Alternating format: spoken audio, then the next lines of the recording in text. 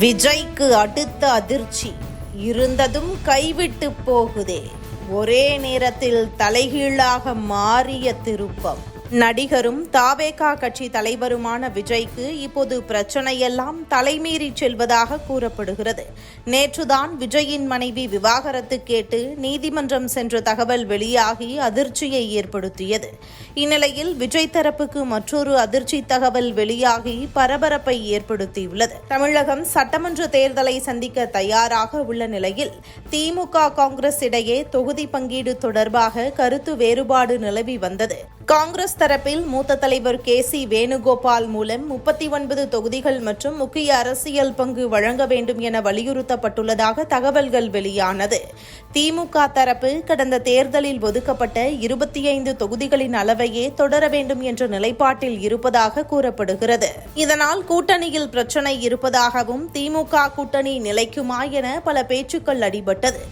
NDA கூட்டணியின் தேர்தல் பரப்புரையை துவக்க சங்கம் வளர்த்த மதுரை மாநகருக்கு வருகை தரும் நம் பிரதமர் திரு நரேந்திர மோடி அவர்களை வருக வருக என வரவேற்கிறேன். இதனால் காங்கிரஸ் கட்சி விஜயின் பக்கம் போகலாம் என பேச்சுக்கள் அடிபட்டது. எதிர்கால கூட்டணி வாய்ப்புகள் குறித்து விரிவாக ஆலோசிக்கப்பட்டதாகவும் காங்கிரஸை தங்கள் அணிக்கு ஏற்கும் வகையில் சுமார் 70 தொகுதிகள் வரை ஒதுக்குவது மற்றும் முக்கிய அரசியல் பதவிகள் வழங்குவது போன்ற வாய்ப்புகள் குறித்து தாவேகா தரப்பு முன்வைத்ததாகவும் அரசியல் பார்வையாளர்கள் கருத்து தெரிவிக்கின்றனர்.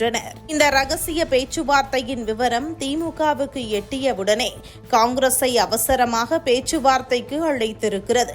ஒருவேளை காங்கிரஸ் திமுக கூட்டணியிலிருந்து விலகி விஜயின் தாவேகாவுடன் கைகோர்த்தால் அது திமுகவுக்கு பெரும் சவாலாக அமையும் என்றும் கூறப்பட்டது. இதனால் தாவேகா தொண்டர்களும் சமூக வலைதள பக்கத்தில் ஃபயர் விட்டு வந்த நிலையில் தற்போது எதிர்பாராத திருப்பமாக அறிவாலயம் நோக்கி இன்று காங்கிரஸ் கட்சி நகர்ந்துள்ளது. சென்னை அறிவாலயத்தில் தொகுதி பங்கீடு குறித்து காங்கிரஸ் திமுக இடையே முதற்கட்ட பேச்சு நடந்தது. திமுக குழுவினரை கிரிஷ் ஷோடங்கர் தலைமையிலான காங்கிரஸ் குழுவினர் சந்தித்து பேச்சுவார்த்தை நடத்தினர். இதில் தாங்கள் போட்டியிட விரும்பும் தொகுதிகளின் பட்டியலை காங்கிரஸ் கட்சியினர் கொடுத்துள்ளனர். அப்போது காங்கிரஸ் கட்சிக்கு ஒரு ராஜ்யசபா சீட் வழங்கப்படும் என்று திமுக தலைமை உறுதியளித்திருப்பதாக மாநில தலைவர் செல்வ பெருந்தகை தெரிவித்தார். இதுகுறித்து செல்வ பெருந்தகை நிருபர்களிடம் கூறும்போது பேச்சுவார்த்தை வெற்றிகரமாக நம்பிக்கையுடன் சென்று கொண்டிருக்கிறது.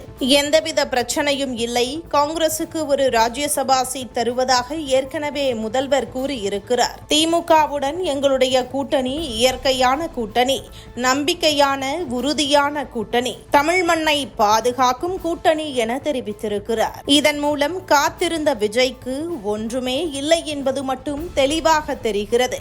விஜய்க்கு தினம்தோறும் அதிர்ச்சியான மெசேஜ் மட்டுமே சென்று கொண்டிருக்கிறது.